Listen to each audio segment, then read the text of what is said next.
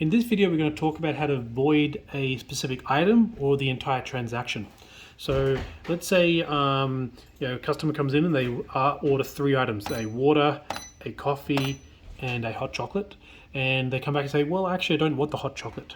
So what you can do is you can use this void button, but you need to first tell which item you want to void. To do that, use the arrow keys.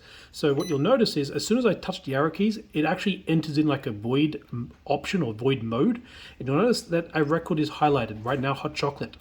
And now I moved up and coffee is highlighted. So when the item you want to void is highlighted, you can just press the void button, it just disappears.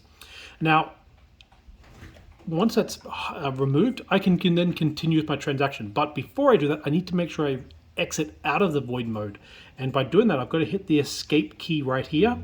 And you'll notice when I do that, it no longer highlights the record. Now, one thing I do want to point out is you'll notice that while I was doing this, nothing was being printed. That's because if you look right here, you got this R off icon right next to the sort of this telephone type thing. That means receipt is off.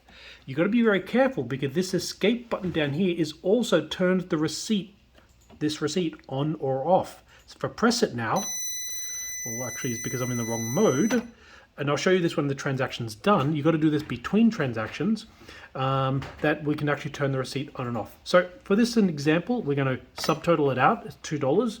We are going to specify that the customer gave us $2. We're going to enter our transaction. Now, I've completed the transaction. If I now hit this button, you'll notice that this R off and R on icon, R off disappears when I click it. If it's not there, it means receipt is on. That's receipt off. So I'm going to turn it back on, make sure it's on. It's always a good idea to have it on.